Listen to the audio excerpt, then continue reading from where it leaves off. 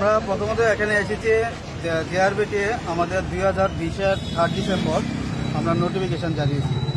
তারপরে ক্ষেত্রে করোনাকালীন আমরা 1 বছর দিচ্ছে পরীক্ষাটা হয়েছে। তো আজকে 2024-এর 20 অগাস্ট মানে সবচেয়ে বড় একটা সংখ্যা, বেকার সংখ্যা, এখানে 2,500 পোস্টের সংখ্যা।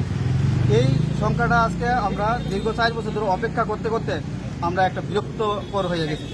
আজকে আমরা মাননীয় যিনি মুখ্যমন্ত্রী আছে আমাদের রাজ্যের এবং যিনি জেআরবিটির শ্রম দপ্তরের মন্ত্রী মাননীয় টিঙ্কু রায়, ওনাদের কাছে আমরা আবেদন যাতে আমরা আমাদের মেরিট লিস্ট যাতে আজকের মধ্যে প্রকাশ করে এবং জেআরবিটির যে জয়েন্ট রিক্রুটমেন্ট বোর্ড অফ ত্রিপুরার দপ্তরেও যারা অধিদপ্তর আছে তাদের কাছেও আমরা রিকোয়েস্ট কর জুড়ে আর কি বলবো তাদের কাছে আমাদের আজকের মধ্যে ফাইনাল মেরিট লিস্ট যাতে প্রকাশ করে, তার জন্যই আমরা আজকে এই আন্দোলন। আর আমরা এখানে কাউকে ডিস্টার্ব করতে আসিনি, রাস্তার মানুষ রাস্তা দিয়ে যাবে, অযথা আমরা অফিসে ঢুকবো না, অফিসও কারোকে আমরা ডিস্টার্ব করবো না।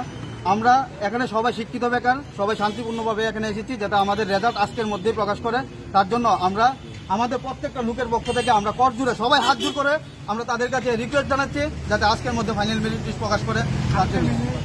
এর আগেও তো আপনারা এসেছিলেন, আমরা এর আগে প্রত্যেকবারই কয় এনসিসির অজুহাত দেখান। তো স্যার এনসিসি চলাকালীন অবস্থায় টিপিএসসি তিনটা টিপিএসসি রেজাল্ট আউট হয়েছে, মেডিকেল কলেজের রেজাল্ট আউট হয়েছে। এগুলি কীভাবে হইতেছে? আমরা জেআরপিটির রেজাল্টটা হইতেছে না, এটা তো প্রত্যেকবার জিজ্ঞেস করলে একই কথা। এখন আজকে কি সিদ্ধান্ত নেন লাস্ট আপনাদের? যে আমাদের সিদ্ধান্ত একটা নিয়ে এসেছে যে আমরা রেজাল্ট আজকে নিয়ে যাব এবং ফাইনাল মেরিট লিস্ট দিতে তারা যাতে বাধ্য হয়। আমাদের এরকম করার জন্য আমরা একটা শান্তিপূর্ণভাবে আন্দোলন করছি যাতে তারা আজকের মধ্যে রেজাল্ট দিয়ে আমাদের মানে কী সাহায্য যাতে করে এবং প্রত্যেকটা বেকার ভাই যেন আমরা আগামী দিনের জন্য আরেকটু এগিয়ে পারি। কতজন আছেন আপনারা? আমরা এখনো আছে প্রায় 100 জনের মতো লোক আছি এখানে। আপনারা প্রায় সময় দপ্তরের কাছে এসেছেন, সেটা নিয়ে না, আমরা যেহেতু আমরা এখানে জেআরবিটি বোর্ডের আন্ডারে পরীক্ষা দিয়েছি, আমরা কোনো দপ্তরের কাছে যাইনি। আমরা জেআরবিটি বোর্ডের আন্ডারে পরীক্ষা দিয়েছি। আমাদের বিশ্বাস আছে গভর্নমেন্টের উপরে যে সরকার আমাদের আজকের মধ্যে ফাইনাল মেরিট প্রকাশ করবে, এই নিয়েই আমরা চলছি।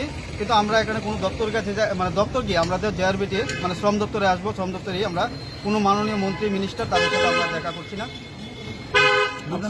ইলেকশন শেষ হওয়ার পরেই তখন তারা বলেছিল যে রেজাল্ট রেডি হয়ে গেছে, মানে তারা মানে গভর্নমেন্ট থেকে গ্রিন সিগন্যাল আসলে তারা রেজাল্টটা পাবলিশ করে দেবে। এই জিনিসটা বলার পরও 20-25 দিন চলে গেছে, তারা পঞ্চায়েত ইলেকশনও ডিক্লেয়ার হয়ে গেল।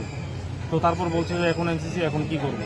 তো এইরকমভাবে করে সময় যাচ্ছেই, তো কোনো রেজাল্টের কোনো দেখা নেই। কিন্তু আমাদের রেজাল্ট পত্রপত্রিকা বিভিন্ন ইউটিউব বিভিন্ন জায়গাতে বলছে যে রেজাল্টের প্রসেস শেষ কমপ্লিট, এখন শুধু গভর্নমেন্ট থেকে গ্রিন সিগন্যাল দিলে তারা রেজাল্ট দেবে। তাহলে গভর্নমেন্ট থেকে গ্রিন সিগন্যাল দিচ্ছে না কেন?